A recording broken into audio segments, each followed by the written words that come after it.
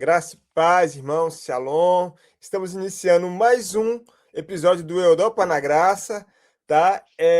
Estamos aqui hoje, eu, o Dan Rodrigues, o Jorge Souza, e o nosso entrevistado é o pastor Renato Júnior, né, do Projeto Vida, aqui de Swindon, um homem sensacional de Deus que tem muito para edificar nas nossas vidas nessa noite. Sejam bem-vindos, Jorge, Renato. Para nós é uma alegria estarmos aqui, né? Mais nessa entrevista aqui. Um dos nossos pastores aqui em Suíno, com certeza ele tem muito para nos falar, para compartilhar conosco. Com certeza, fique conosco, assista, né, esse podcast que vai ser uma grande bênção. Amém. Gente, muito bom estar com vocês aqui. Shalom, shalom. Que bom estar aqui com vocês e muita expectativa. Coração aqui borbulhando para poder transbordar o máximo que eu puder dentro do nosso bate-papo. Já muito bem recebido por vocês aqui desde da preparação. E estou muito feliz de estar aqui com vocês. Muito obrigado a oportunidade aqui de ter esse tempo com vocês, que a gente já crê, né? E vibra aqui, crendo que vai edificar vidas em nome de Jesus. Com Amém. certeza, com certeza. E pastor Renatinho, geralmente Sim. nós começamos o nosso podcast com uma pergunta que já virou padrão, né, Jorge? Como foi a sua conversão e o momento do seu chamado para o ministério? Né? Essa virada de chave, assim, poxa, agora eu acho que você está me chamando para o outro lado. Uau, é verdade. Eu não tenho como eu posso dizer, muita história ruim para contar, né, no quesito da transição da conversão, porque Bem família pastoral. exato, eu nasci em um berço evangélico, né, em um lar cristão. Embora, né, é o que eu falo até hoje, o fato de você nascer num berço evangélico implica que em algum momento você venha nascer de novo também, né? É, E a gente até brinco dizendo, né, filho de crente não é crentinho, né? Então você nasceu no berço cristão, mas você precisa nascer de novo. E é. quando de fato eu deixei apenas ali de entender a fé e o compromisso com o Senhor como algo apenas que eu acompanhava os meus pais, Uhum. foi muito claro na minha vida quando eu tive ali a decisão do que fazer após formar o ensino médio, né? É, tá. Entre seguir a universidade ou realmente me entregar para aquilo que já queimava no meu coração. Então, nesse momento, já havia ali batizado, já havia ali feito esse compromisso, né, de nascer de novo também, de Uhum. reconhecer o Senhor. Mas eu acho que o start mesmo foi nessa decisão. Terminei o ensino médio e aí teria oportunidade, né? Você é maior de idade agora, o que que você quer fazer? Você quer ingressar na universidade? Na época, os meus pais estavam pastoreando uma igreja no interior do estado do Rio, né? E é uma cidade universitária, é a cidade de Vassouras, o Uhum. nome. E ali a possibilidade era muito grande de você ingressar uma universidade e os apoios que eu teria seriam grandes também para acessar cursos que de alguma maneira seriam bons para o meu futuro. Mas aí eu fui na contramão realmente. Eu decidi me entregar como voluntário, né, a missões e deixar papai e mamãe e viver longe aí no reino. E ali foi realmente meu amadurecimento na caminhada com o Senhor. Ali eu comecei a ser forjado realmente. E quantos anos o pastor tinha quando decidiu assim, ingressar nesse campo aí missionário ou de suporte, né, para pastores, para missões? Certo. Eu era bem jovem, eu tinha ali no máximo uns 18 anos, eu já tinha virado 17 para 18 anos, e aí foi esse ponto da liberdade, né, da independência, e eu falei: olha, eu não posso dirigir por mim mesmo, eu preciso deixar o Espírito Santo na condução, porque você sabe como é que funciona a juventude. São várias possibilidades, várias coisas para se fazer nessa ideia de que, uau, agora eu sou independente.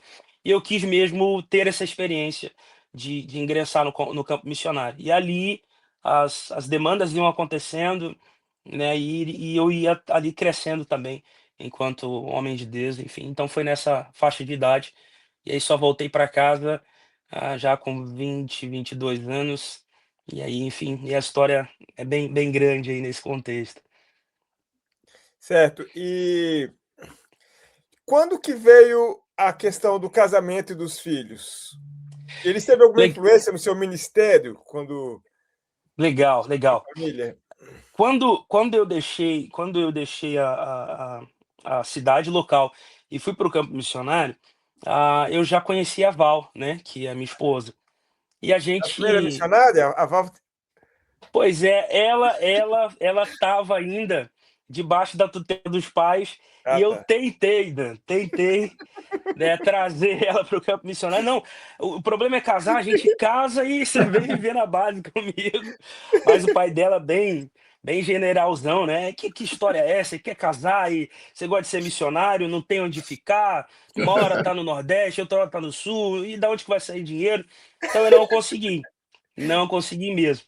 E aí foi que em um determinado momento a gente tinha feito uma jornada de missões em toda a região nordeste do país ali, e iria terminar no final do ano, que é quando a gente é liberado para ter um tempo com a família, né? E Uhum. retornar de novo.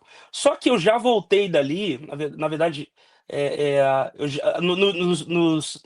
nas semanas finais, eu já sabia que quando eu retornasse, eu não retornaria para mais uma vez permanecer na base, né, ali em Biúna, porque já havia uma conversa ali, já havia uma preparação para uma equipe para poder ir para a Rússia. E meu coração ardeu, né? Eu não fazia ideia do que era a Rússia, ou de todo o contexto, da dimensão que seria, né, deixar o Brasil para a Rússia. E, enfim, eu falei, eu definitivamente. Esse foi do pastor que falhou? Eu acho que deu uma travada, Deu uma travada na internet dele, né? né? Vou até marcar aqui Dá um, 7. dá um pause. Consegue dar um pause, não consegue? Eles É, têm a opção de dar um pause. tem- o pastor estava falando do grupo, né, que estava preparado para ir para a Rússia. Exato, exato. Ali já havia uma preparação para que uma equipe fosse enviada à Rússia, e o plano era realmente viver na Rússia ali por alguns anos, se integrar em áreas, enfim, realmente ser um missionário a longo prazo, né? E claro, eu faminto por Jesus, faminto em ser útil, eu não considerei nada no seu desejo de ir também.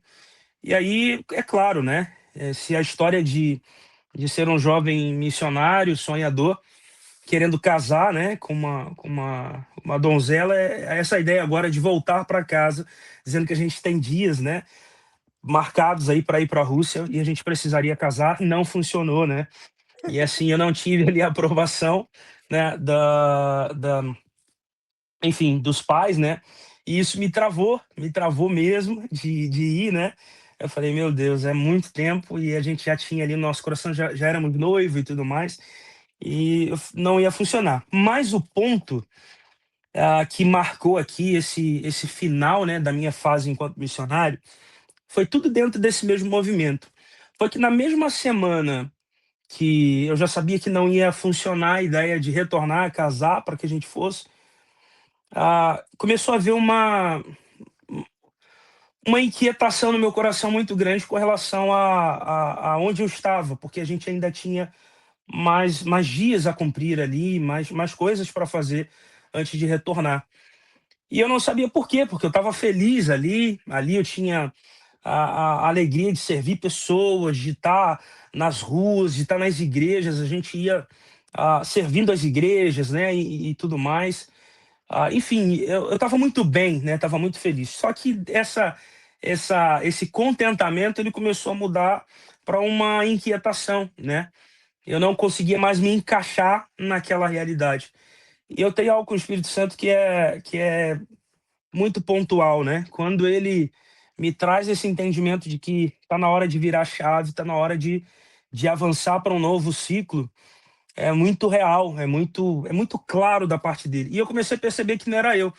era o Espírito Santo realmente. E eu me questionei, né? Será que é por causa da minha decepção, no sentido de seria tão fácil, a gente só precisaria casar, a gente não ia precisar de casa, de nada, porque a gente ia viver como missionário. Será que é a minha decepção que está fazendo isso? E realmente não, o Senhor começou a confirmar no meu coração. E toda vez que eu acordava durante a manhã, independentemente do lugar que a gente estava, para fazer a missão, para as pessoas nos recepcionar, sempre tinha aquela voz dizendo: você tem que voltar, você tem que voltar, você tem que voltar.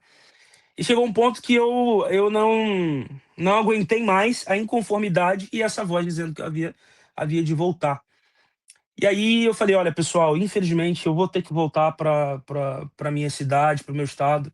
Eu vou ter que deixar vocês e eu preciso voltar. Eu não sei, não, mas você precisa ficar, olha o que Deus está fazendo aqui e tudo mais.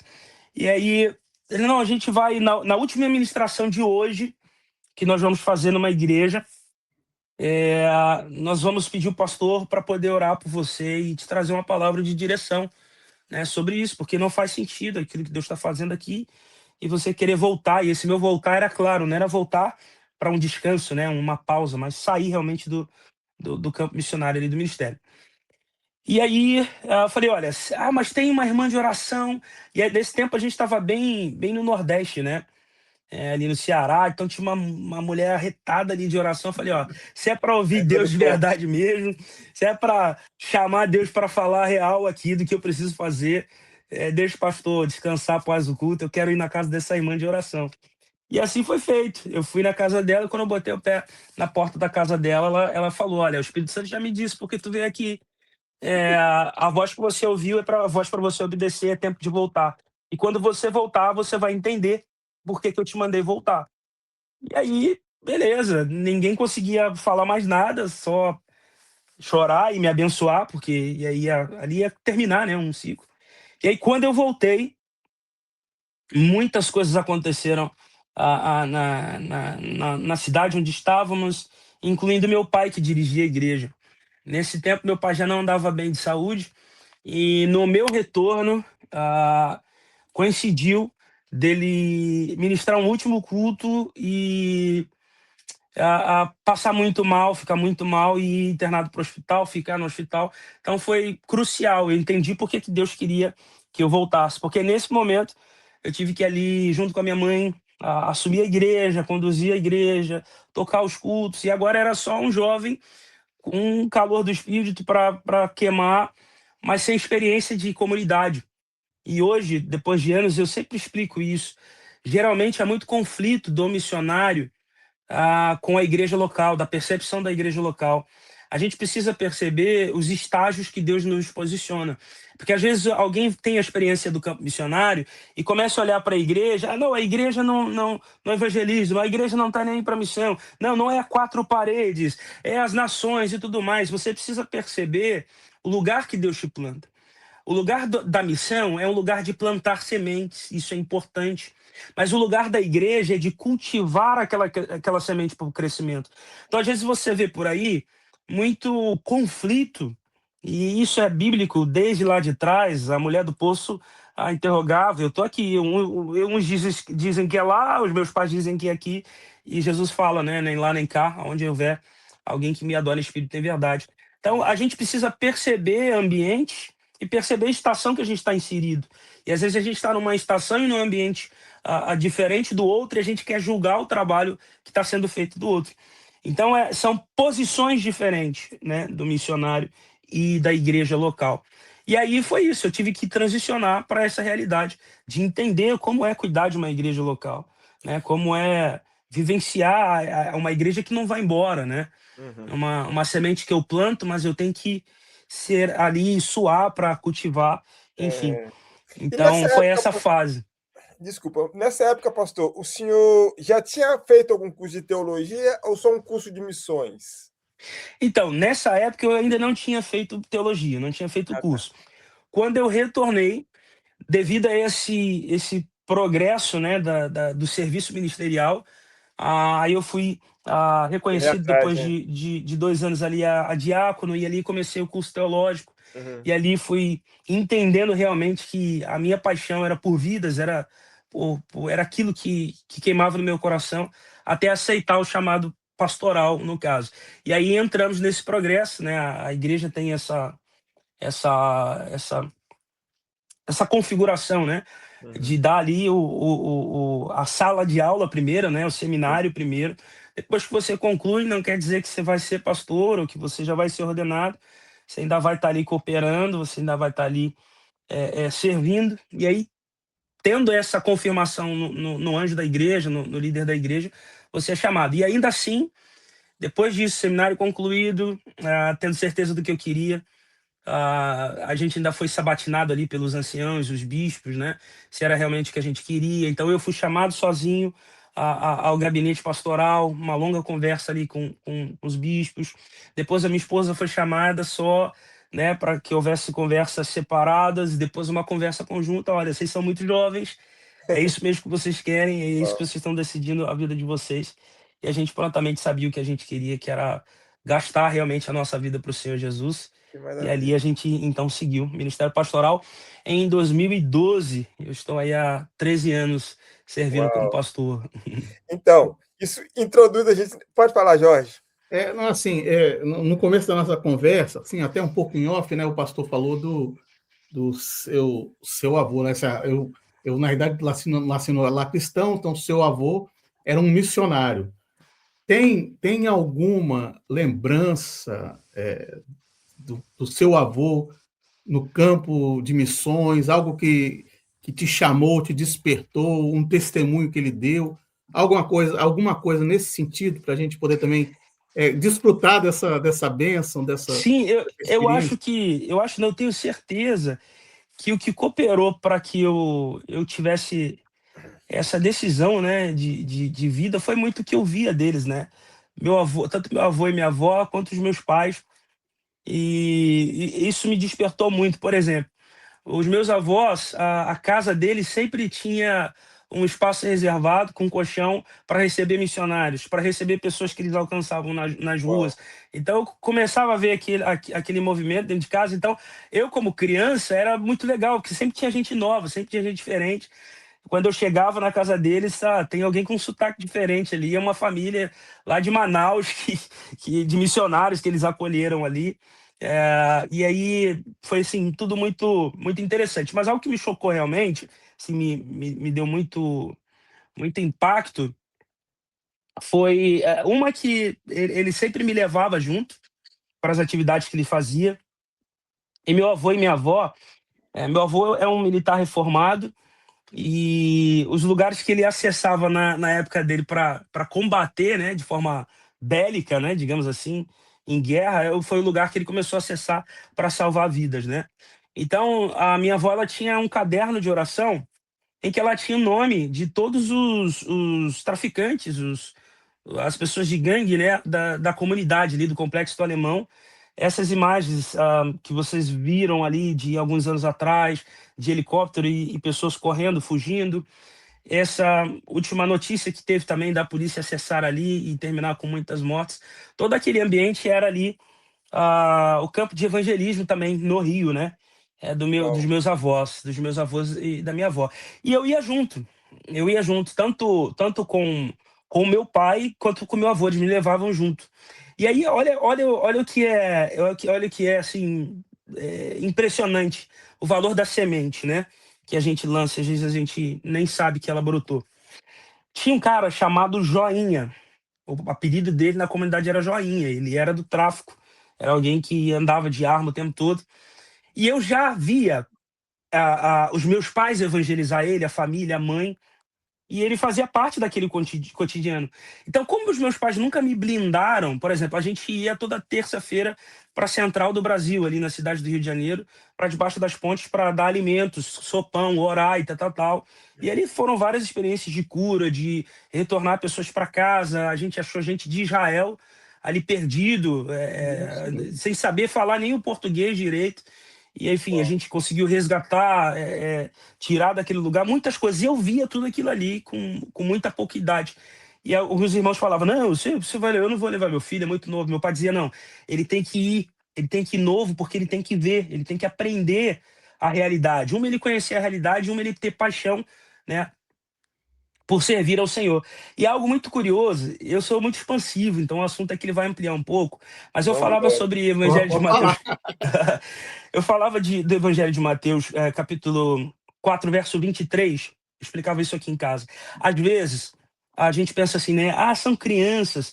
E olha, Deus abençoe, porque a videira tem, graças a Deus, na sua ação, tem um trabalho muito excelente ali com as crianças. A gente pensa assim, ai, criança, não precisa falar de Bíblia com ela, não precisa ensinar. Só que no contexto, quando você observa ali Jesus andando na Galileia para começar a escolher os seus discípulos, escolher o seu time, primeiro que a gente escolheria para fazer parte da nossa equipe os melhores. A nossa régua seria muito alta, né? E ele chega ali para Simão Pedro e o seu irmão pescando, e o verso 23 diz: e imediatamente lançaram as redes e o seguiram. Imediatamente. Então, assim, isso me chama a atenção. Por que eles estão na rotina deles, estão na realidade deles, em um chamado: vinde após mim, vem e segue-me, faz os caras largarem a rede e imediatamente o seguir. Se alguém da televisão viesse aqui, um Luciano Huck, como faz nos programas, estamos aqui 150 mil libras e vamos viajar agora para Dubai, eu não iria imediatamente, embora fosse algo excelente. E aí é o que chama atenção, vocês vão entender onde eu quero chegar. Por que eles soltam a rede imediatamente? Esse é o ponto que me chamou a atenção. Porque no contexto da época em que Jesus está ali se movimentando, para você ser um talmide, discípulo, talmidim, discípulos, né, o plural, para você ser um discípulo não era tão fácil assim. A partir ali dos 5 a 6 anos, eles entravam na Beit Sefer, que era a primeira escola dos livros, onde as crianças dos 6 anos de idade até os seus 11, 12 anos teriam que aprender o Pentateuco de cor. E aí eu estou falando de aprender o Pentateuco, não um verso de cada livro, mas recitar o Pentateuco. Os 5 livros eu não consigo, não tem como, entende ou não? E aí a gente pensa, o meu filho, ele é inteligente para jogar joguinho no celular, para ver TikTok, ele é inteligente para aprender as matérias da escola, mas para que eu sente com ele na minha casa, ensine da Bíblia e incentive ele a ter argumentação sobre a palavra, ele não é para isso, ele não pode, entende ou não? Então já com 6 anos de idade, as crianças tinham a escola que a gente entende hoje não era do governo, né? Era teocrático, né? Então eles já aprendiam na sinagoga, lei, moral, tudo estava dentro da sinagoga. Então essa é a primeira fase. Quando eles concluíram essa fase da Beit Sefer, que era a casa dos livros, eles iam fazer uma prova para serem julgados se eles iam conseguir continuar para a próxima escola. E pouquíssimos passavam para o próximo nível, porque não conseguiam atingir essa excelência para ser um discípulo, entende? Então, a palavra do judeu era, botava a mão sobre ele ali, mão direita e tal, olha, volte para casa, aprende a profissão dos teus pais e seja um bom judeu, seja um bom homem de Deus. Então, se eles estão pescando, é que eles estão exercendo a profissão do pai. Entende ou não? Então, são coisas ali, nada da Bíblia está escrito por acaso. Então, é alguém que está ali, debaixo de palavras de sentença, é o seguinte: olha lá, se está fazendo aquilo ali é porque o pai não deu em nada, o avô não deu em nada, e eles também não vão chegar a lugar nenhum, porque ninguém vai os escolher. Só que as pessoas, elas se enganam quando liberam decretos sobre a nossa vida, porque eles não foram escolhidos por um rabino famoso da época, mas eles foram chamados e escolhidos pelo o rabi dos rabis, o mestre dos mestres. Então, é por isso que eles soltam tudo e vão imediatamente. Era o sonho da minha vida, entende? Eu fui rejeitado, né? E para cada lugar onde nós somos rejeitados, aonde nós somos subestimados, isso prega, isso fala mesmo, há um movimento de Deus de nos escolher, é você que eu quero. Então eles pulavam para Beit Midrash. Beit Midrash era a fase onde eles já tinham a leitura, esse é o Noah, eles já tinham a leitura dos escritos na ponta da língua. E aí a Beit Midrash era quando eles iam ser treinados para argumentar sobre o assunto, né? Não basta só você ler, você tem que ter capacidade de argumentação. E aí eu até brinco, às vezes a gente não abre a porta da nossa casa para os irmãos da Testemunho de Jeová, não é porque a gente tem a nossa fé, é porque a gente não tem a capacidade de argumentação deles, se deixar eles nos levam. Então você percebe crianças com 11 a 12 anos já sendo capazes de argumentar sobre o que está escrito. Entende ou não? Então, por isso Jesus sim, com 12 anos estava lá, né? Exatamente. Exatamente. O Exatamente. que estava acontecendo ali era exatamente essa sabatina, esse jogo de perguntas. E eles ficam assim: quem que é esse que fala com tanta propriedade, né, da palavra? Mal sabia eles que era a própria palavra, o próprio verbo encarnado. Uau. É a Passando da esposa que está aí Beit. atrás? Pode Oi? buscar. Pode Dona... chamar ele. Pode Oh, chamar Pode não, ela. chamar ela, dar um alô para a gente também aqui. não, você quer falar aqui, hello?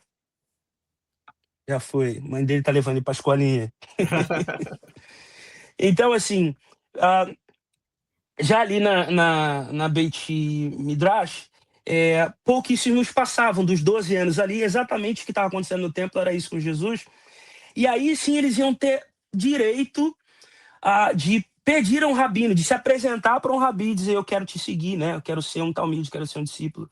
E mais uma vez eles iriam ali para aprender o jugo do rabino, porque cada mestre tinha a sua interpretação sobre os escritos, tinha a sua própria condução da lei. Então por isso era chamado o jugo do rabino. Por isso que Jesus fala: olha, esquece eles, porque o meu jugo é suave e o meu Meu fardo é leve. Senhor. Então, o jugo que Jesus está falando era a forma que cada rabino interpretava e Uau. colocava um peso sobre as pessoas, né? Então, Jesus está falando: não, não, esquece esses caras. E eu penso assim: é como se Jesus chegasse numa sala de aula e falasse: quem é os melhores aqui de matemática, de geografia? E só os CDFs indo para frente com a mão levantada, os orgulhosos. E os mais dificultosos, assim, indo para trás, envergonhados, né? E aí Jesus dizendo: ó, eu vou escolher aqui agora. Todo mundo: eu. É Jesus: não, eu vou escolher aqueles lá de trás, que ninguém deu nada, que não são capazes. Então, é, essa é a percepção, né? Dessa base aqui. Desde muito pequeno, já era ali cultura você tá imbuído, né? Então, é isso que meus pais fizeram. Então, acho que foi isso que fez meu coração arder. E por último, foi essa situação do joinha. Então, sobretudo, um resumo aqui desse contexto, da escolha de Jesus para os seus discípulos, a nossa história começa, a história de Jesus em nós começa quando a nossa termina, né? Jesus é esse que pega o nosso currículo e recebe e lê de baixo para cima, e lê de cabeça para baixo, porque a gente escreve no currículo as coisas melhores primeiras, né? Os nossos títulos, o que a gente fez, e as coisas menos valiosas a gente coloca no final. Então ele vira o nosso currículo e lê da parte de baixo para cima, porque é a obra que ele vai realizar, enfim, não é nossa habilidade. Então, ao pensar, ao olhar para nós mesmos, a gente pensa assim: eu realmente não seria digno de ser escolhido. E esse é o coração que a gente deve ter. Nós não somos dignos, mas ele nos escolheu. Então, eu acho que assim, para cada 100 pessoas que rejeitam o teu projeto, que rejeita o que você carrega, existem mais 200, 500, 1000 que Deus vai te conduzir para que você possa o seu chamado exercer, porque ele não erra quando escolhe e a palavra dele nunca volta vazia. E aí o ponto, esse é o contexto, eu muito garoto, presenciando, né, tudo que meu avô e meus pais viviam. Eu pregava para esse rapaz: estou vendo meu avô falar, eu vejo minha avó falar, e eu: joinha, o que é isso aí? Não, rapaz, não mexe nisso aqui, não. Aí baixava a arma assim, sabe? E tal. Olha, Jesus te ama, joinha. Jesus te ama. Vem para Jesus, Jesus te ama. E os anos se passaram. Eu cresci, amadureci, casei, já sou pastor, estou vivendo o meu ministério já em outro lugar. E eu recebo uma ligação. Meus avós tinham dado o telefone. É o pastor Renatinho? Sabe quem tá falando aqui, rapaz? Eu: não. É o Joinha, é o Joinha. Fala, Joinha, Joinha, tudo bem e tal. Olha, eu tô te ligando porque esse próximo mês eu vou ser ordenado pastor, eu vou ser consagrado ao ministério pastoral.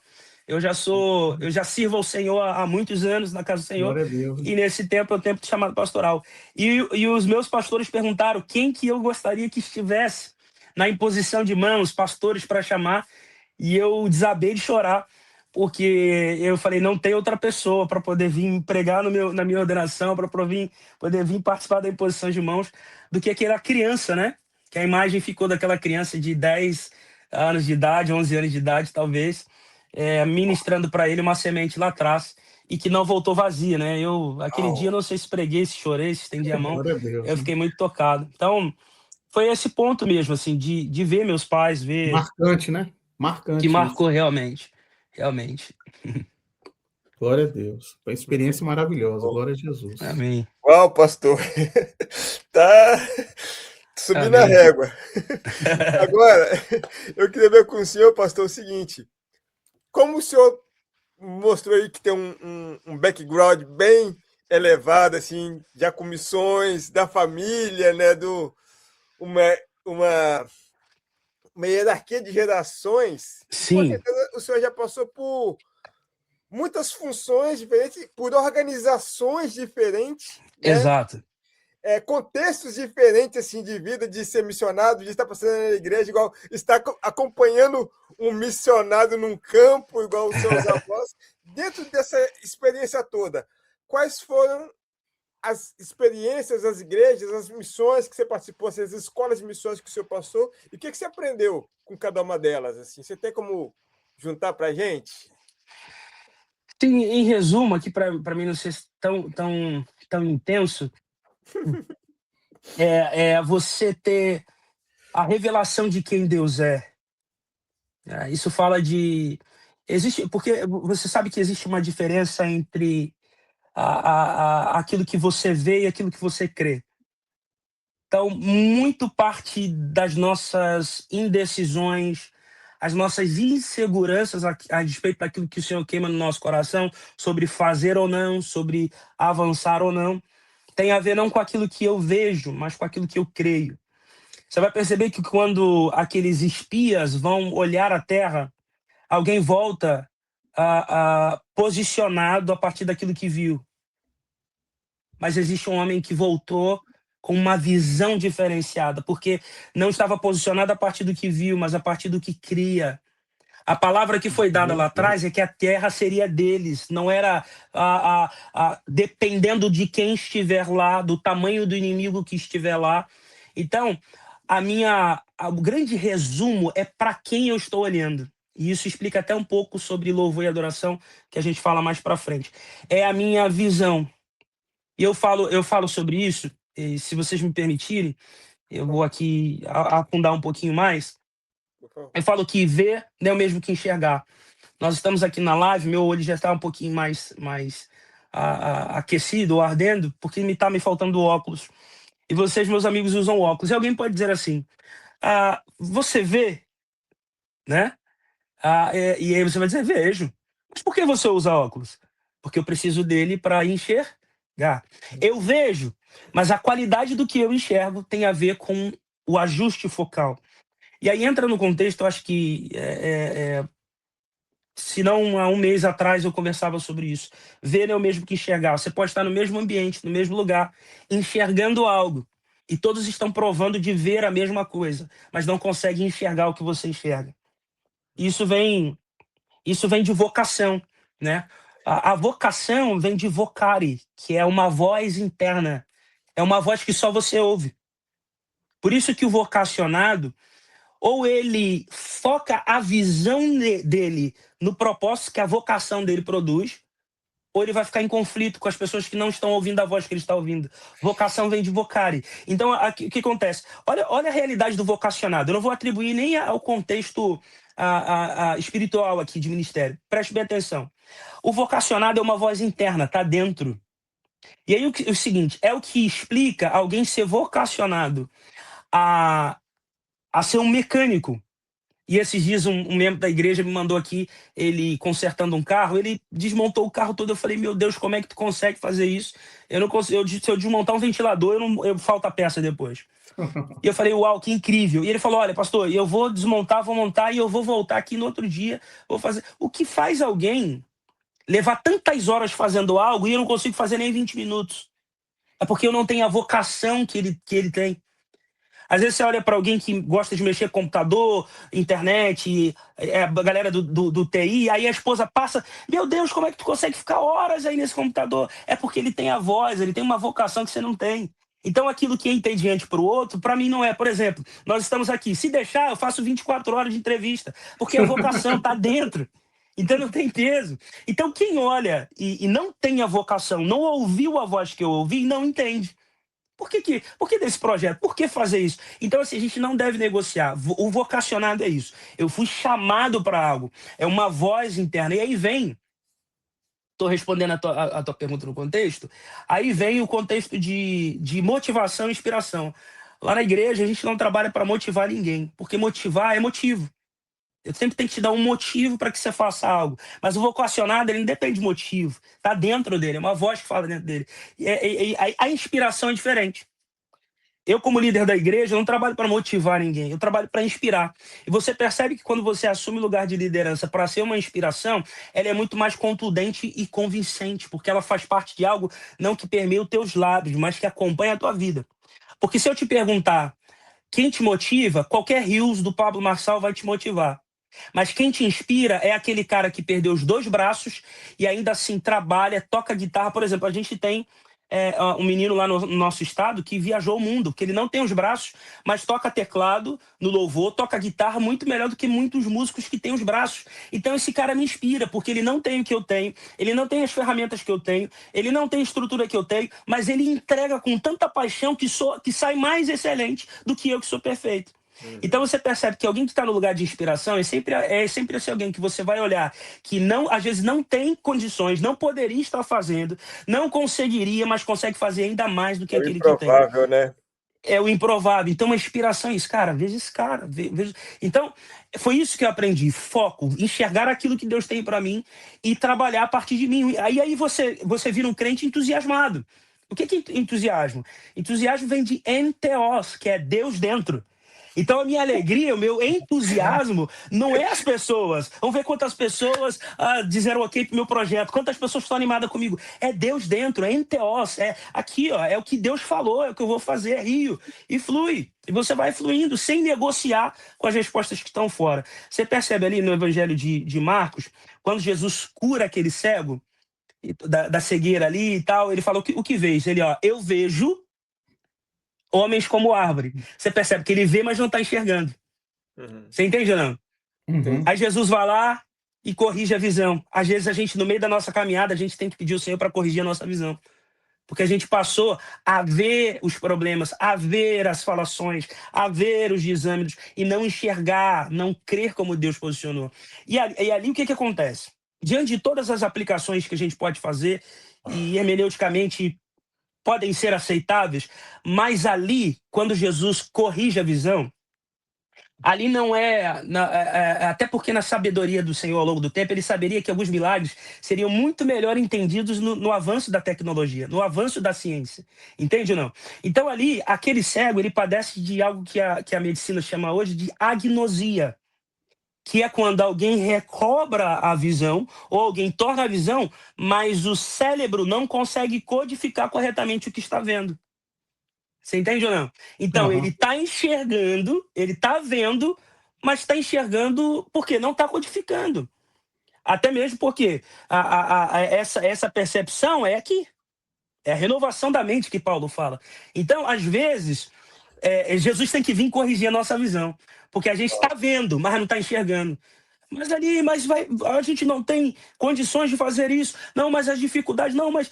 Olha, você está vendo, mas eu estou enxergando de forma diferente. Eu estou enxergando com a ótica que o Senhor tem. Então, o que eu aprendi, e não é que não me doa, não é que não me pese, eu sou humano, mas o que eu aprendi é ser fiel à voz que está dentro, a voz que me chamou, e ter uma visão, uma contemplação, que eu vou falar aqui de contemplação quando a gente falar de louvor, para mim não tomar muito tempo, mas aquilo que eu vejo. Então, isso que eu aprendi. E eu acho que é por isso que eu acabo tendo muita facilidade de transitar pelos ambientes das nossas comunidades de fé, das igrejas, das denominações. Uma, pelo contexto de ter sido missionário, então a gente já tinha a cultura de servir as igrejas, independentemente de placa. E segundo, a percepção de quem? A revelação do que eu estou fazendo, para quem eu estou fazendo, né? Então, essa parte de contemplação a gente fala para frente aí. Mas e os projetos que o senhor participou foram quais? Foram o primeiro foi o Jocum. Sim. Depois nós fomos para a base Inici, para a base missionária Inici. Que aí eu já era esse tempo em que eu estava na base missionária em Campinas, depois ela mudou para Ibiúna, e que foi a fase já deu quase ir para fora, né? E aí retornei para o Brasil. Inclusive, eles estiveram aqui sempre, são várias equipes, né? E claro, eu sou da velha escola, né? A galera é muito nova que tá aí hoje. E eles estiveram aqui com a equipe, fazendo teatro, né? A equipe missionária fazendo teatro. E em alguma oportunidade eu tive para assisti-los, né? E O aí no final. Lifehouse que teve foi dessa turma? Um do Lifehouse? Isso aí, essa equipe Uau! aí. Isso. E aí a gente tem ali um Uhum. projeto missionário no Bié, que é uma base missionária que hoje está gigante, mas que quando eu iniciei ali o projeto junto com eles, era só um sonho, né? A gente ah, participava daquele sonho, coletava doações, ofertas para essa base que hoje é gigante lá. É uma escola para crianças órfãos, uma outro espaço que cuida de crianças com vitiligo, crianças, enfim, é muito grande o projeto e Deus continua dando crescimento. E aí eu terminou a peça, eu falei, pô, legal. Sei lá, 15, 20 anos atrás eu estava aí ministrando e hoje eu tô aqui sentado com os meus filhos assistindo. Meu Deus, pastor, você foi! Então, os caras não sabiam, né? Aham. Deixa eu te dar um abraço, eu mandar uma foto aqui pro líder e tal. E eu falei, foi muito emocionante ver que a obra ela segue, né? Ao decorrer do tempo. Então foi essa a caminhada. O senhor levanta outros para dar continuidade àquilo que foi Isso aí, iniciado, né? isso aí, Essa que é a beleza, exatamente. você conseguir ter essa visão, esse É exato, entendimento que não é seu, mas outros exato. virão para dar continuidade naquilo que ou você foi para um outro chamado, ou você às vezes não alcançou o que outros Sim, irão alcançar, e isso é a beleza do Evangelho de Cristo, né? é o Então, legado, é a saber que é continuidade. legal. Isso é maravilhoso. Glória a Deus. Faz Aí, muito, pastor, muito bom. uma outra pergunta que a gente tem para o senhor. Sim, Eu vou dar uma requentada nessa pergunta dentro do que o senhor já joia. falou aí. Seria qual foi o motivo e como se deu essa decisão de mudar para o exterior? Mas aí a minha Legal. pergunta, o que eu vou dar uma requintada aqui, na pergunta é Sim. a seguinte: essa veia ministerial já voltada para missões, né, esse mosquitinho, né, esse vírus das missões, influenciou um pouco nessa decisão? Totalmente, totalmente.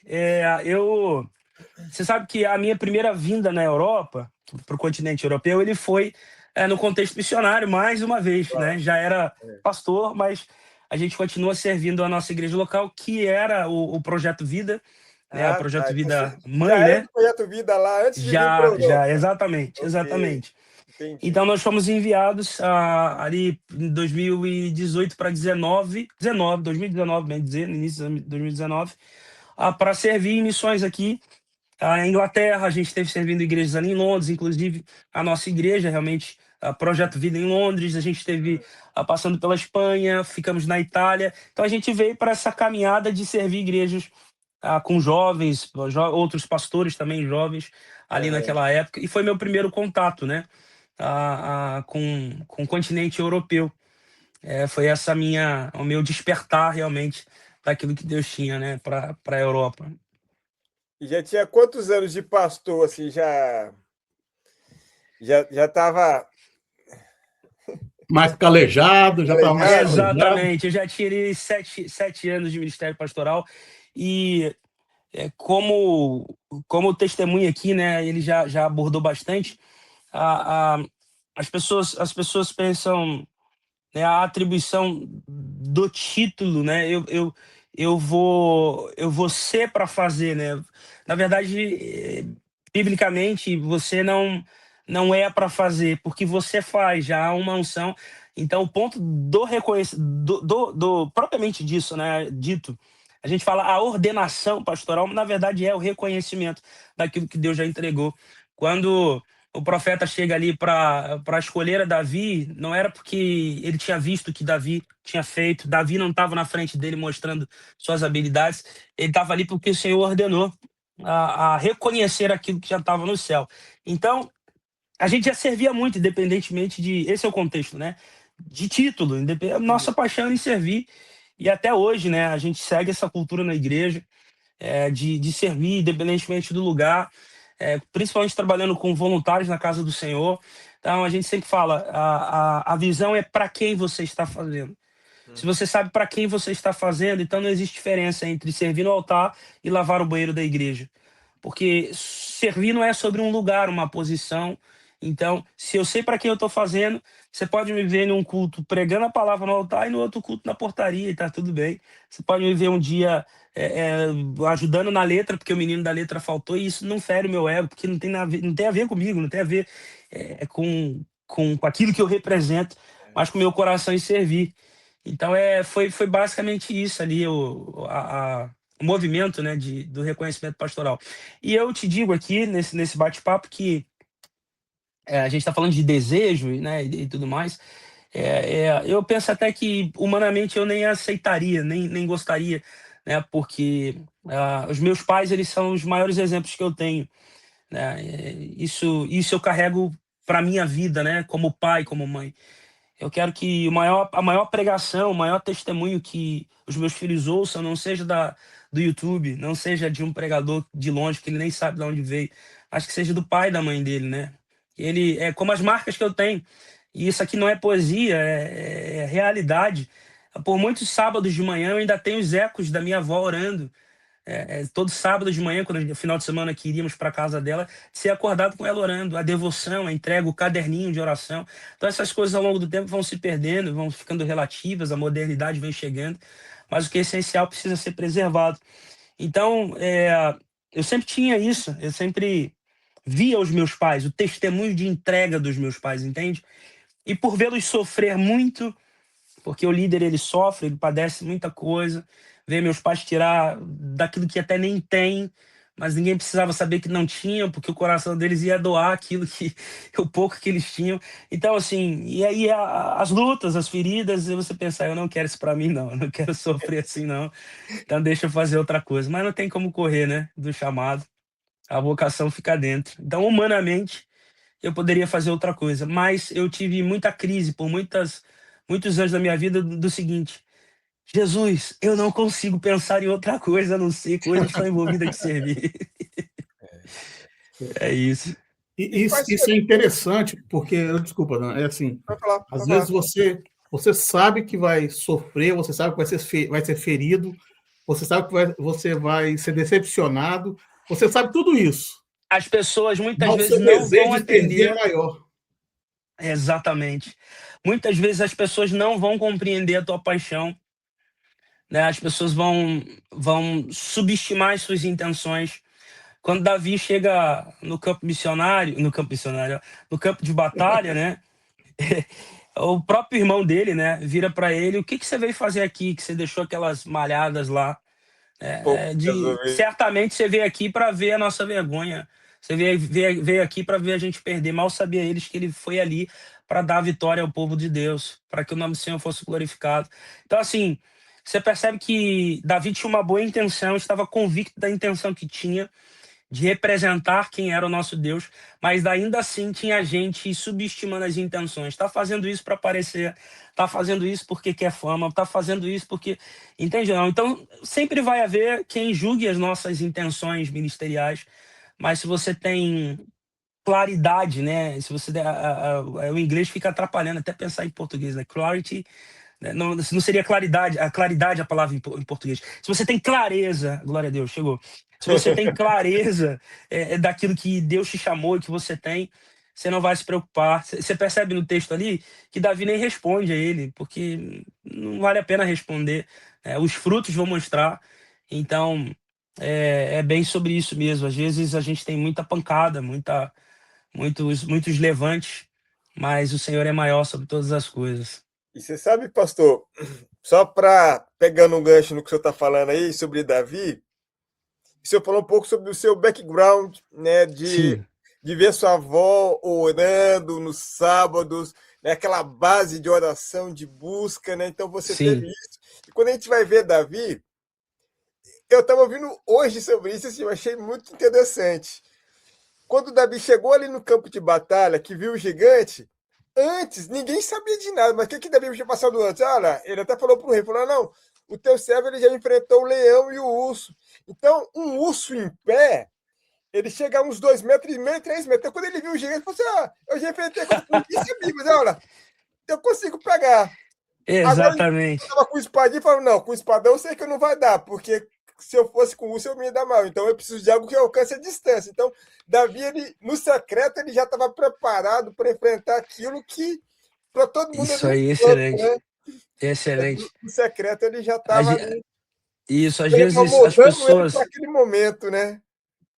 Exato, às vezes as pessoas Maravilhoso. veem. É até um aprendizado interessante que a gente tem, que, por exemplo, no momento, né, da conclusão de algo, da conclusão de um curso, da conclusão de uma obra, de um projeto, ou até da ordenação ao ministério, seja como evangelista, presbítero, diácono, pastor, o que seja, aquele momento ali não é o início, né? Não é é só a demonstração daquilo que foi feito, né? Que foi caminhado durante um tempo. E você falou muito bem, o que para as pessoas seria a primeira vez que Davi vai enfrentar os gigantes, não sabiam os leões e ursos que ele já tinha enfrentado no bastidor, né? Então isso é real mesmo, muito bom. E falando em leão e urso, quais foram as principais dificuldades de adaptação, experiências dessa mudança aqui para o exterior? Assim, tem alguma história, assim, algo que o senhor tem para contar para a gente dessa época, dessa transição Europa-Brasil? Sim, assim, são Famoso muitas, né? Mas perrengues. deixa eu tentar pegar aqui experiências que eu vi Deus ali, né? Sendo manifestado. A primeira delas é que quando a gente veio de Londres, né, para Suína, a gente veio naquela de nossa última esperança, né, de se estabelecer. E aqui eu estou falando da nossa jornada pessoal, né, enquanto ser humano, né, enquanto homem. E ainda era aqueles resquícios, resquício não, aquele tempo ainda do Covid, né? Então, assim, não tinha tudo aberto, você não tinha diversas possibilidades de trabalhar, de encontrar pessoas, de fazer contatos. Então, foi uma fase muito difícil para a gente se estabelecer. A língua, né? Um país com uma outra língua, e, enfim. E houve um tempo em que o Senhor, ele não está mais em Suína, mas eu lembro que era um pastor Sidney, se eu não me engano. Liga aqui para mim, filho, por favor. O pastor Sidney, se eu não me engano, da igreja Glória de Deus. Eu não lembro se vocês Não, chegaram a ver aqui não. em Swindon, mas foi um homem de Deus ali que se conectou comigo nessa questão de procura de trabalho. Ele não sabia quem eu era. E aí, olha que interessante. Ele disse: Olha, eu tenho uma oportunidade de trabalho para você. E eu falei: Ok, pastor, obrigado. Eu vejo que o senhor ajuda bastante pessoas, né? E obrigado aqui por ter me ajudado, né? Encontrado algo para mim. Me diga onde eu vou, me diga o que precisa levar, eu vou e tudo mais. Ele: Não, não, eu preciso ir aí na sua casa, eu preciso ir até você. Eu falei: Caramba, eu tô morando num quarto, eu tô assim, totalmente sem condições de recebê-lo, eu não tô com dinheiro para fazer nada. Na verdade, tá faltando comida, né? É, é, até em casa e tudo mais. E aí dei o endereço para ele, né? Ele foi. E aí, quando ele chegou lá, ele chegou com uma mala cheia de compras, né? Com frango, com vários alimentos e tal. Ele falou: É por isso que eu queria vir aqui, porque Uau. Deus me mandou vir aqui a te entregar esses alimentos. E você pode contar comigo e tudo mais. Tá, tá, tá, tá, tá. E ali a gente passou a ter uma amizade, né? Então, assim, eu não falei a ninguém que eu estava no momento de restrição ali, né, com relação à alimentação e tudo mais. E ali, ele com muita sensibilidade veio e entregou. E aí, olha que interessante, ele me conheceu, soube da onde que eu era, né, pastor e tal, tal, tal. E nesse meio tempo ele foi viver a vida dele e eu continuei vivendo a minha. E ele conversando com um pastor no Brasil. E aí ele deu esse testemunho: Rapaz, o Senhor me incomodou para ir até a casa de uma família. Ele é pastor e tal. É aí da sua cidade, do seu estado. Qual que é o nome dele? Aí o pastor Elias de Lucas, lá do Brasil. qual que é o nome dele? Ah, os pais dele, pastor Renato, pastora Gilda, ele é o pastor Renato Júnior, chama de Renatinho. Renatinho, sim, rapaz, abraça esse cara, são pessoas de Deus e tal. E aí depois ele voltou, semanas depois, assim, querendo me ver, celebrando, falando eu semeei no lugar certo, eu ouvi a voz certa e tal. E aí foi uma experiência muito bonita, né? De Deus perceber e ouvir as minhas orações, né? E sem que eu falasse para alguém, ele foi ali me atender naquela fase ali, né? De recém-chegado. E ainda conectou ele, se ele tinha dúvida, né, sobre talvez, né, quem eu fosse, conectou ele ao Brasil. E é por isso que é bom a gente andar em retidão, né, em princípio, né? Porque se ele fala, rapaz, O não rastro foge desse segue, né? cara, Pula né? fora, né? O rastro E é, segue. Você acha que não, exato. mas você sempre encontra alguém. Exatamente. E aí, olha que detalhe interessante. Nós não iniciamos, né? Até porque a gente precisava se estabelecer e todo um contexto, não era o tempo de Deus para isso. Nós não iniciamos o projeto Vida já quando chegamos. E a gente teve alegria, foi um tempo maravilhoso em que a gente pôde servir outras igrejas, né? Uhum. Por esse coração missionário que tenho, né? Como eu te falei, eu acho que isso ajudou muito a não ter essas barreiras, né? Uhum. Enfim, não houve aquela Cristo em casa, ou não houve aquela sou pastor, então eu só vou fazer algo no reino quando eu for, tiver no meu lugar, no meu, enfim. Então a gente foi mergulhar para servir, e nisso nós conhecemos aqui em Swindon, e eu honro sempre, né, que passo por essa parte da história, pastor Gleidson da Assembleia de Deus, que hoje se tornou um amigão, Nome de um Deus, viu? parceirão. A gente o pastor Sidney, né, que hoje não está mais isso indo, e a Uhum. gente também esteve servindo na Lagoinha, uma fase muito boa ali da Lagoinha também, em que a gente viveu um tempo muito maravilhoso, e que a gente pôde cooperar, pôde somar. Então, assim, foi um processo construtivo, né, da parte do Senhor, daquilo que Ele tinha para nós. Então, foi uma experiência muito boa, em que a gente ia, enquanto ia se construindo, e ajudando a construir também. E é muito bom, foi muito bom, graças a Deus. Então, nessa época, você já não falava nada. Só para eu entender. O senhor já tinha sua filha, né? Sim, tinha a Rebeca. Tinha a Rebeca, ainda não tinha o Noah. Não, Noah é um grande testemunho também, meu Deus. Vamos chegar lá. E o senhor não falava inglês quando o senhor chegou aqui nessa época, Não, então? ops, perdão. Sério? Não falava inglês. O Rapaz. inglês que eu achava que eu tinha, ele não era suficiente, né? Era Aham. hello, how are you? E ficava só nisso. Eu Glória a realmente Deus. não tinha feito nenhum curso, e a proximidade que eu tinha com o inglês era com a música, né? E aí Uhum. foi um desafio, realmente. Aquelas batalhas, né? Eu sempre falo isso na igreja, né? Todos nós somos imigrantes, e eu vou até pontilhar algo nesse sentido aí que é muito interessante. Então, tive muitos desafios, né? Situações em que você, poxa, você queria ali explicar melhor e não conseguiu, questões de trabalho, né? Que você queria ali enfatizar algo, ou você foi injustiçado porque você não conseguiu comunicar. Então, eu acho que é o que eu falo, né? É você saber canalizar coisas que talvez te ferem ou te trazem a descontentamento para o lugar certo, a energia para o lugar certo. Muitos diante de uma limitação dizem, eu vou chutar o pau da barraca e eu vou voltar para trás.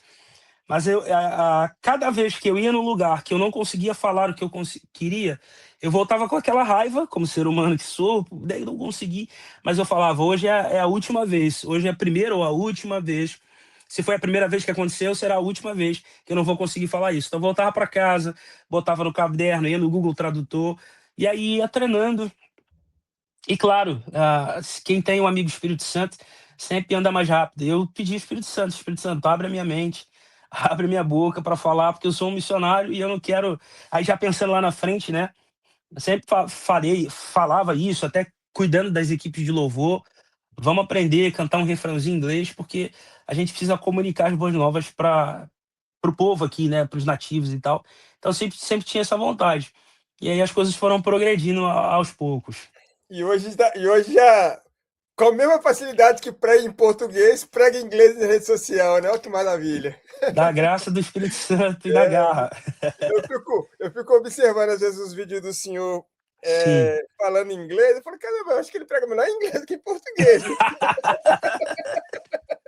Sério. Show de bola, show de bola. Não, mas Isso é vai maravilhoso.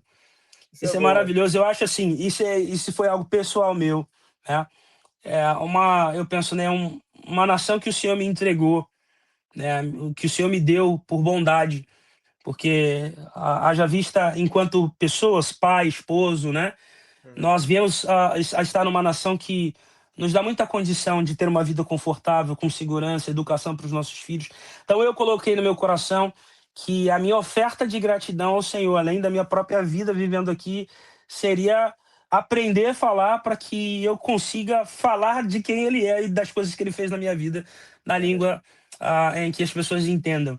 É claro que a igreja, enquanto comunidade brasileira, ela tem um papel importantíssimo com a comunidade brasileira, mas existe uma frase, eu não me recordo aqui quem foi o criador dela, acho que foi, eu não sei se foi Lutero, eu não vou falhar aqui em mencionar, mas ele disse que todo crente é um cristão, todo cristão é um missionário ou um impostor, né? Então, assim, nós somos missionários, independentemente de cargo, vocação, nós temos uma missão. Então eu trouxe isso para mim. Eu preciso devolver ao Senhor essa oportunidade de viver nessa nação, conseguindo falar de quem Ele é para as pessoas. Tem uma experiência interessante que até me forjou muito, porque é muito fácil você falar de Jesus para quem conhece Jesus, tem algum background sobre Jesus. Mas você falar do zero é muito, muito desafiador. E eu tive a oportunidade de, no meu serviço, falar de Jesus para duas famílias que são do Nepal. E as perguntas eram as mais simples que você pode imaginar, mas mais desafiadoras para se responder, porque eles não conheciam sobre Jesus. Nossa, 33 anos, nossa, ele morreu tão jovem, mas por que fizeram isso com ele? Mas vocês são. Mas os judeus também são. Assim, coisas bem. Sabe? Então, eu falei, uau, se já é difícil agora responder, porque você pregar de Jesus para quem conhece, Não, flui, e a né? gente vem num país cristão, né? Então, no Brasil, assim, Exatamente. até quem é Exatamente. enrolado sabe alguma coisa, né? Exatamente. E Uau! aí eu estaria e aquilo me caiu a ficha. Eu falei, uau, eu tô aqui falando uma língua que eu não falava e cumprindo o propósito que eu apresentei diante do Senhor, que era falar dele. E aí falando para uma pessoa, e ela me pediu a Bíblia, né? Eu posso ter a Bíblia e tudo mais. E aí eu ia buscando alternativas ali durante o trabalho de pegar algumas coisas na língua dela para ela. É igual a gente, né? A gente pode entender o inglês, mas se a gente lê na nossa língua, a gente tem uma assimilação melhor. E, enfim, e essas experiências foram acontecendo e que me deixam muito feliz. Eu creio em Deus que terei mais oportunidades aí de falar no nome dele na língua. E até o seguinte, um outro ponto sobre essa parte, é quando você fala em português, você atinge duas nações, né? Brasil e Portugal. Angola até a gente atinge porque é português, mas a gente não tem uma comunidade, né, tão grande aqui como em Portugal, que tem muitos angolanos. Então, quando eu falo inglês, eu não só alcanço o inglês, eu alcanço o polonês, eu alcanço o romeno, eu alcanço outras nações, né? Você fala, é uma língua comum, né? Então, você consegue alcançar realmente nações quando você fala. E o falar, às vezes, pode ser pouquinha coisa, uma pequena frase, mas se for fluindo, Deus vai dando graça. Glória a Deus. Amém. Muito bom. Amém. Mais alguma pergunta, Dan? Não, pode tocar aí, Jorge. Podemos passar. Podemos Pode. passar de fase, como diz o outro? Passar Passei a fase, bola para você agora. Então, nós já podemos ouvir um pouquinho a respeito da sua experiência, né, como missionário, Sim. como pastor, aquilo que o Senhor já fez, né, na sua vida no Brasil, um pouquinho aqui na Inglaterra, mas a gente queria conhecer um pouquinho mais do Renato Júnior, instrumentista, cantor, adorador. Multi-instrumentista. Muito, né? Não é igual a gente só toca um violãozinho mais ou menos, né? Não é nesse nível não, né? O homem é lá em cima, né? A questão de você tocar vários instrumentos é que você não é bom, não é excelente em nenhum deles, né? tocando tudo ali, mas é muito bom, é muito bom. Mas, então, assim, Muito bom. qual é a sua definição pessoal, pastor, com relação a ser um adorador? Além da música, né? Porque às vezes só você tem a música, se expressa, tudo certo. Mas o que é esse sentimento de ser um adorador? Alguma experiência que o pastor teve anterior com relação à música? E depois o pastor vai dar um pouquinho, dar alguma indicação onde que a gente pode ouvir, pode desfrutar também dos louvores que o pastor cantou, ou tem cantado, né? Amém.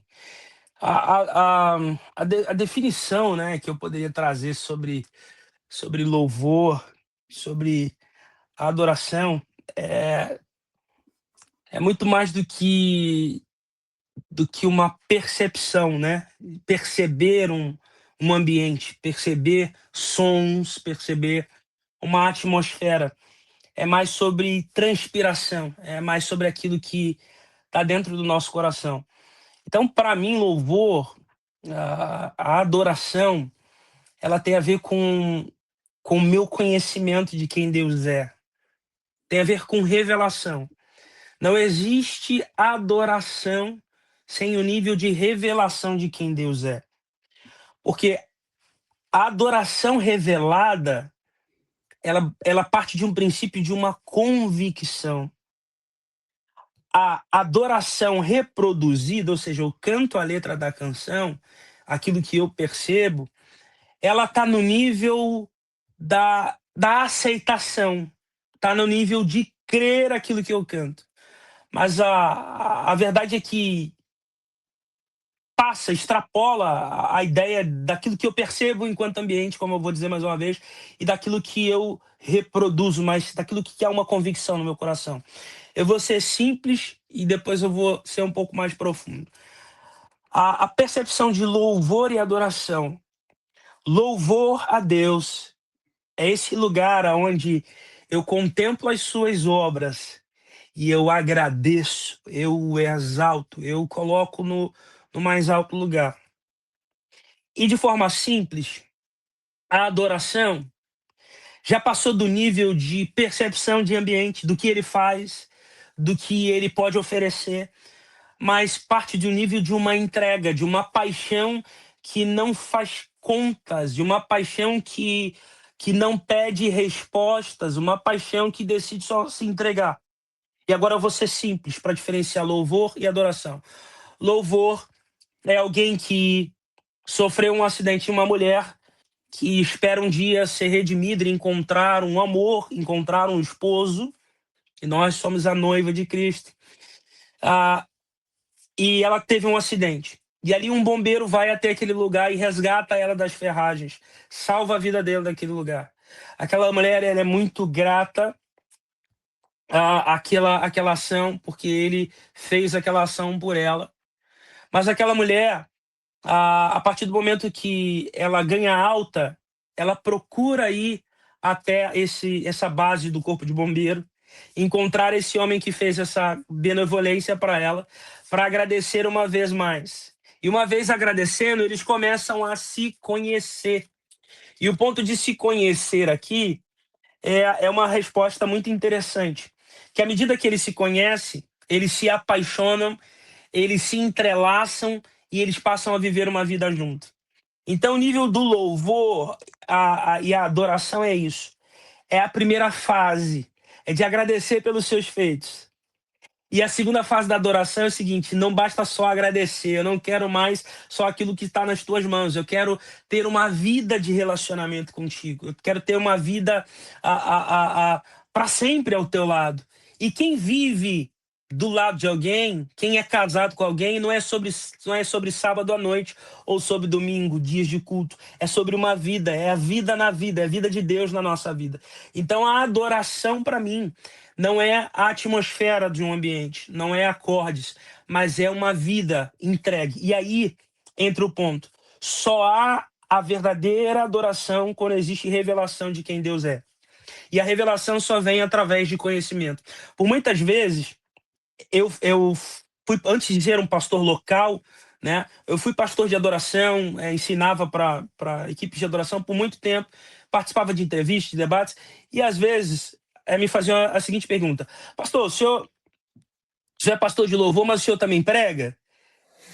Aí, né, porque você canta, você toca, mas você também prega? Aí eu dizia o seguinte: olha, deixa eu te responder, eu só canto porque prego. Porque eu não posso falar das maravilhas de alguém que eu não conheço. Então você percebe que o nível da adoração tem a ver com o teu nível de revelação de quem Deus é? Muito Então importante. tem essa aí, eu puxo a orelha, né, dos músicos, porque acho que é só tocar e cantar. Então, ele é pastor de música, então ele não prega. Não, não, não, eu só canto porque prego.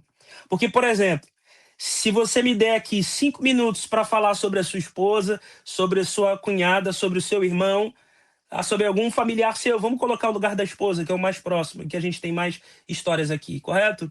Se você me der 5 minutos aqui para falar sobre ela, ou para falar sobre vocês, eu vou até inverter o polo. Se você me der 5 minutos para falar sobre vocês, eu não vou conseguir falar com tanta profundidade ou por tanto tempo sobre vocês como alguém que casou com vocês, que vive uma vida com vocês. Porque elas têm muito mais história, muito mais conhecimento de quem vocês são. Você entende ou não? Então, o tempo, a qualidade da minha expressão, da minha adoração, está ligado ao quanto eu conheço, o quanto eu sei quem Deus é. E quando eu tenho uma profundidade da revelação de quem Deus é, a adoração flui. Eu não preciso esperar o próximo acorde, eu não preciso escolher a música, eu não preciso esperar o ambiente. Irmão, quem tem revelação de quem Deus é, o cara bateu um sol meio desafinado ali e fez assim, ó: és a nossa estrela da manhã, Cordeiro Santo que nos trouxe a paz. Quem tem revelação já chora ali, já desmanta. Você fez um dó e fez: grande é o Senhor e muito digno de louvor. Pronto, se você entende ou não?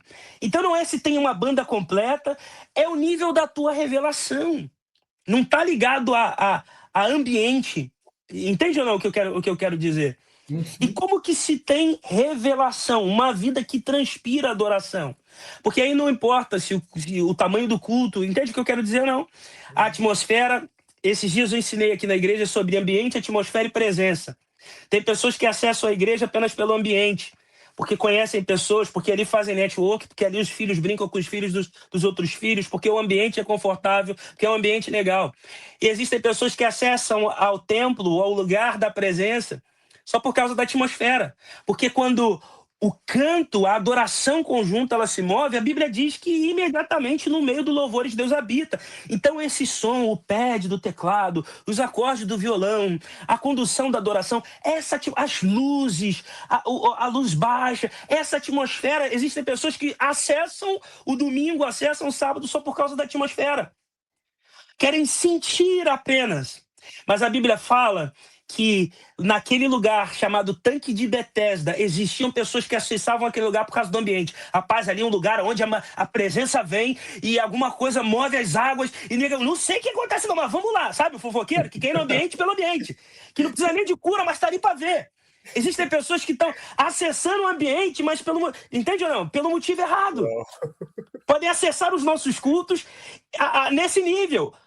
O ambiente é bom, a comunhão é boa, ali a gente se ajuda, a gente marca uma entrevista de emprego para alguém, é bom, mas a gente não pode acessar a presença, o ambiente, apenas pelo nível do ambiente. Ambiente, atmosfera e presença. E aí alguém vai, não, vamos para ali porque tem uma atmosfera. Parece que um anjo move as águas e quem consegue cair é curado, mas naquele lugar existia um homem que não estava nem aí para o ambiente, no meio do ambiente barulhento, porque era ali a porta das ovelhas, um monte de gente trazendo sacrifício para passar sobre aquela correria, ele não estava nem aí para o ambiente, ele consegue enxergar a presença. E a pergunta é essa: o adorador é aquele que não depende de ambiente, não depende de atmosfera, porque ele tem revelação, só ele consegue enxergar a presença. E aí eu falo para a equipe de adoração, a igreja, ela não tem que agir, não espere da igreja, não sufoque a igreja. Você não está levantando a mão, você não está... Não. Flua, você transborda, a igreja reage àquilo que você está fazendo. Se você traz para o altar uma revelação, a igreja vai se incendiar. Agora, o que eu não posso é subir para adorar sem revelação. O que eu fiz foi decorar a letra, o que eu fiz foi decorar o acorde. Então, essa é a percepção.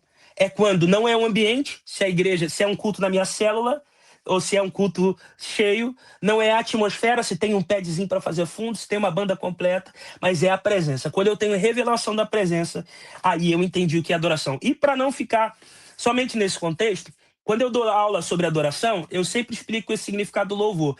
Você sabe que o hebraico antigo, ele era escrito ali por criptografia, né? Hierógrafo, né? Hierografia, que eram como desenho.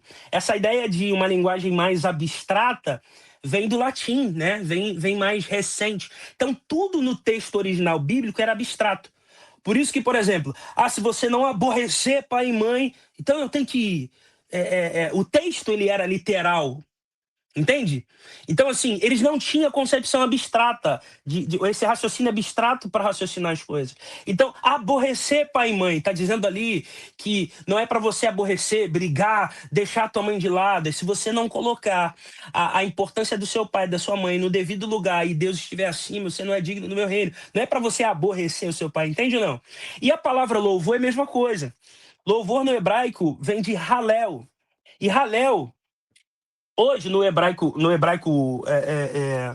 eu até fiz aqui com a caneta piloto da minha filha aqui para ficar fácil. No hebraico moderno, né, que tá aqui, que tem influência do aramaico e tudo mais, aqui tá a palavra louvor, né, escrita aqui no hebraico moderno.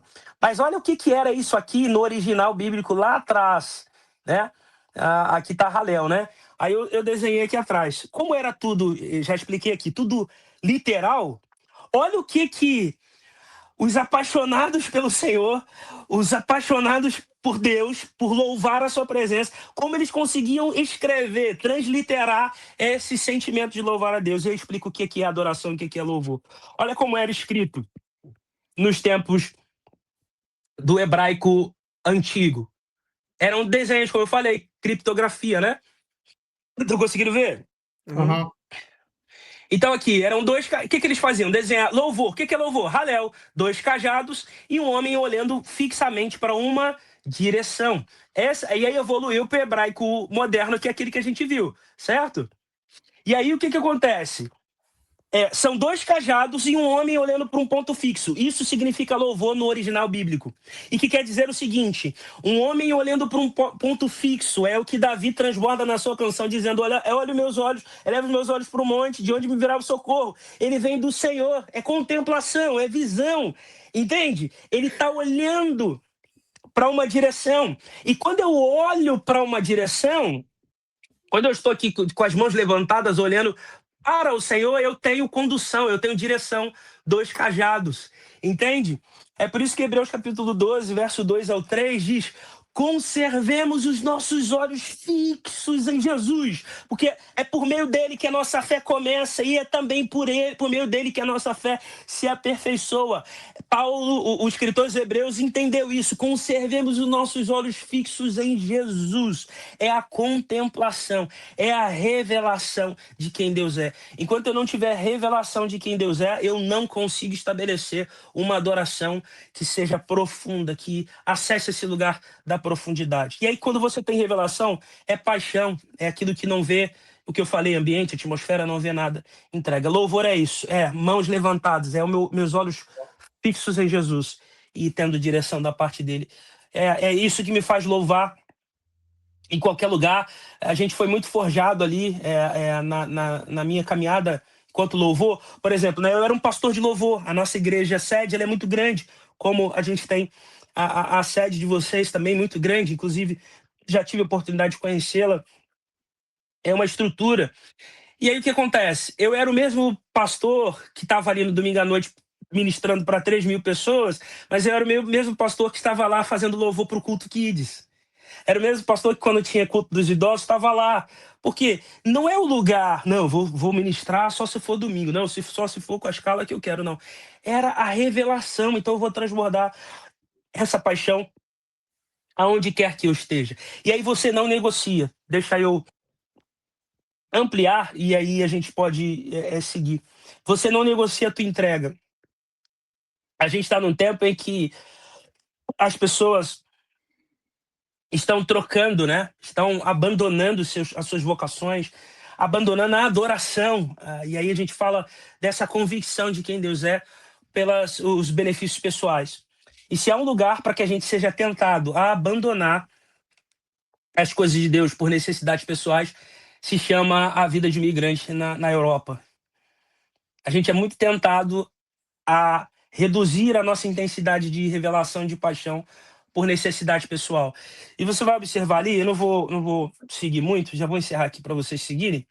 Você vai observar ali em Juízes capítulo 6, quando fala sobre Gideão, quando Deus escolhe aqueles que estariam preparados de fato para ser esse exército que vai conquistar, né, os inimigos. Você percebe que só 300, diante da direção que Deus dá, bebem água como concha. A pergunta ali, quem beber água como concha, vai ser esse que eu vou escolher, vão ser os separados, né? Na verdade, Jesus, aqui é conexão, né, pai e filho. Mas Deus, ele nem dá esse spoiler, ele só pede para esses caras beber água na beira do rio. E aí a Bíblia diz que os caras colocam a cara ali na água e bebem assim, desesperadamente. E existe 300 que bebem como concha. Por quê? Isso aqui está atrelado ao que Israel vive até hoje, enquanto posição de serviço. Por que que Deus escolhe aqueles que bebem com a concha da mão? Porque olha, a gente está falando de militar, de soldado, então esses estão com poder bélico, estão com espada na mão, estão com escudo na mão. Aqueles que botaram a cara na água, largaram as armas e foram beber. E aqueles que beberam com a mão mantiveram sua espada em punho e beberam o suficiente. Isso fala de 2 pontos. Sabe por que que Israel, você acessa lá, ou você vê vídeos, que a pessoa está andando com um carrinho de bebê com seu esposo e a arma está aqui nas costas? É por esse princípio de Gideão. Pessoas estão no restaurante, estão com as suas armas, porque eles não largam. O que que Deus estava falando ali? Eu estou separando aqueles que largam as suas armas, largam os seus poços, o seu posto, para satisfazer as suas necessidades pessoais. Largam a arma, aí a gente larga ministério para enriquecer, a gente deixa de acessar a célula ou de cooperar em alguma área porque a gente tem que trabalhar mais horas para fazer mais dinheiro. Então, ali é separação. Deus está contando com pessoas que são capazes de saciar a sua sede, mas não largar o seu serviço e o seu posto para saciar as suas necessidades pessoais. E uma coisa, tem gente, pastor não tem jeito, né? Tem que atrelar a postura da comunidade. E eu já preguei sobre isso. Tem gente que quando tá com sede, vem igual esses caras, quer saciar a sede. Enche, vai embora, tá cheio, vai embora. Mas você percebe que aquele crente que faz chuva, sol, tá triste, feliz, tá sempre acessando o ambiente do culto, é aquele que bebeu na concha, porque você percebe que concha não sacia o suficiente. Então aqui é uma porção para cada dia. Eu tenho sede, mas eu preciso continuar voltando da fonte. Crente esbaforido para receber bênção, para ter resposta de oração, só tá querendo, né, saciar a necessidade, encher o bucho e ir embora, irmão. Agora, crente que é crente, percebe que a aflição, o delay, a demora numa resposta, para que ele continue com essa necessidade de acessar a fonte para poder se encher dessas águas, beber dessas águas. Então Deus está chamando pessoas que ele entende sim que têm necessidades pessoais, mas que não largam as suas armas para poder querer ali apenas satisfazer as suas vontades. Então é isso. Quando eu tenho revelação de quem Deus é, eu falo, rapaz, eu até precisava ir trabalhar mais hoje, mas a minha necessidade pessoal, ela não é tão grande como a minha necessidade de manter o posto, de continuar servindo. E volta e meia você ver isso. Alguém deixou de servir no ministério, alguém deixou de fazer e tudo mais. Às vezes está muito ligado a essa falta de entendimento. E aí o que eu falo, e talvez sirva para alguém aqui que está me assistindo, se você é um líder de célula, se você é um líder de um ministério ou de uma igreja. E aí dentro desse contexto de Juízes, eu ensino aqui na igreja que você não foi chamado para cumprir ordem, você foi chamado para cumprir missão. Na verdade, Israel, né, nos ensina muito, muito contexto. E isso é uma aplicação deles. Como eu falei, com base em Gideão, eles não largam a arma, mesmo quando não estão em serviço. Tá sempre com a arma pendurada, preparado para servir. E a segunda coisa que eles aprendem lá é o seguinte: o soldado em Israel, ele não é preparado para cumprir tarefa, para cumprir ordem. Ele é chamado para cumprir missão. E aí eu trago isso para o ambiente da igreja, para o ambiente dos voluntários, para o ambiente das equipes. Nós não fomos chamados para cumprir tarefa, para cumprir ordem, nós fomos chamados para cumprir missão. Porque quem foi chamado para cumprir ordem sempre vai estar esperando a próxima ordem chegar para fazer alguma coisa para o reino. Mas quem é chamado para cumprir missão não espera a ordem chegar. Por que eles preparam os soldados de Israel dessa forma? Porque no meio do campo de batalha, o seu superintendente, o seu sargento, o seu superior, ele pode morrer, ele pode se ausentar. E aí você para de guerrear porque você está esperando a próxima ordem. Mas se o exército é treinado para cumprir a missão, qual é a missão? É proteger a nossa nação, é manter a nossa bandeira intacta. A gente não vai esperar a próxima ordem, a gente vai fazer o que tem que ser feito para que a missão seja cumprida. Então, aplicando isso para o reino de Deus, é o seguinte: qual é a minha missão? É fazer o nome do Senhor ser exaltado nesse culto. Então, eu não vou esperar o meu líder me dizer que tem que encher a garrafa d'água, eu vou fazer, não vou ficar esperando alguém me dar ordem. Existe uma missão a se cumprir. E quem vive de missão não espera a ordem, ele está sempre atento à necessidade do ambiente, o que o ambiente precisa. Então, se a gente traz essa cultura para a igreja, você não tem que estar motivando, né, empurrando ninguém, porque a missão é esse culto acontecer. Se esse culto tiver que acontecer, eu não sei fazer um cachorro quente, mas faltou alguém na minha célula que ia fazer o cachorro quente, eu vou fazer e vai acontecer. Então é sobre isso. Como você tem esse coração de não cumprir ordem, mas missão, tudo acontece, não tem peso e não fica buraco. Fantástico, pastor. Glória a Deus. Então, nós podemos entender também que a adoração ela é relacionamento, né, pastor? Se você tiver relacionamento, aí você é o verdadeiro adorador. Se você não tiver relacionamento, você só canta e toca, né? Exatamente. E espera a ordem do outro, né? Exatamente. Tem a ver com a ideia de você se relacionar. E não existe, não tem como. Esses dias eu vi uma exemplificação muito interessante. Porque nós tivemos agora final de semana, batismo e tudo mais, tudo muito intenso. Passamos a semana preparando coisas e se falando, ligando, vendo coisas. Pastor, ouvi isso e aquilo, aquela correria que vocês conhecem de igreja. E aí, segunda-feira, eu pensei, bom, segunda-feira eu tenho que estudar, segunda-feira está começando, ninguém vai me mandar mensagem a respeito dos próximos desafios.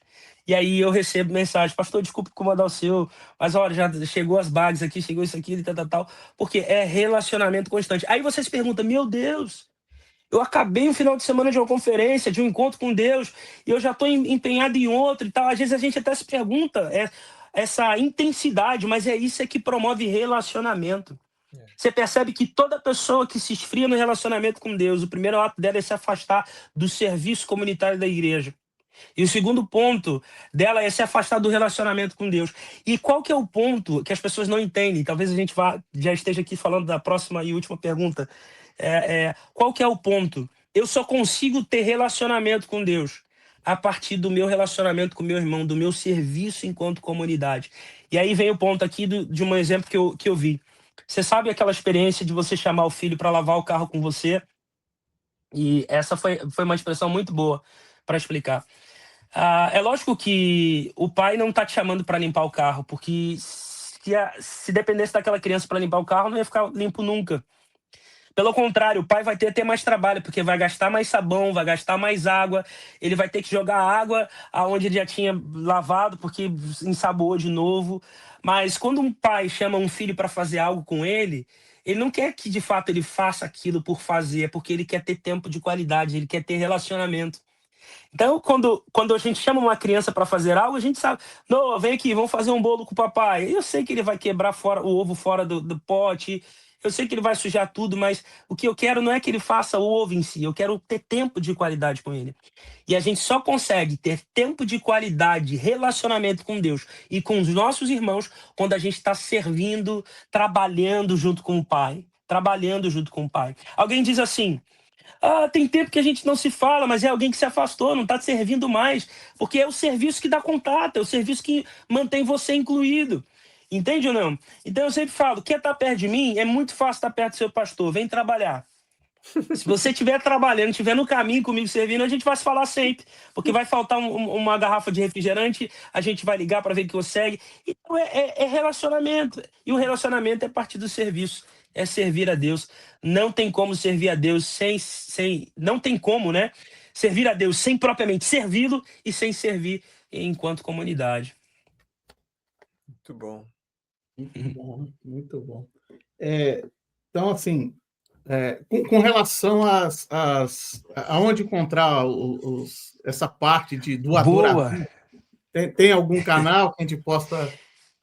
Sim. A gente está lá no YouTube, Renato Júnior. Existem 2 canções de adoração, uma terceira canção que ela é um testemunho pessoal, onde foi a primeira canção que eu gravei, que o nome da música é Única Certeza. A gente tem muitas incertezas na vida, mas uma só nos garante vitória e sobrepor sobre todas elas, que existe alguém que não nos deixa e nunca nos deixou. Esse é o amor do Senhor que não vai nos desamparar. Então a primeira música que eu lancei ali, bem mais jovem do que estou, foi A Única Certeza. Ela fala sobre isso. Eu inicio ali citando o verso bíblico: pode uma mãe se esquecer de um filho, a previsão se confundir, o clima da estação se atrasar. Várias coisas que são possíveis, são incertas, Posso querer no hoje e amanhã perder o gosto do que quis. Essas incertezas são comuns. Eu venho falando das incertezas que a gente tem na vida, e apontando ali para uma certeza que é a cruz. Então essa música tem um lugar especial no meu coração. Depois tem Rio Exaltado, que o povo aqui já da Europa, quando eu cheguei, gostou bastante, cantou muito nas igrejas. Enfim, tá ali Renato Júnior no YouTube. E 2026 agora vem mais canções que a gente já começou a trabalhar. E no Spotify também, tá lá no Spotify. Renato Júnior também no Spotify. Também no Spotify. Vamos mandar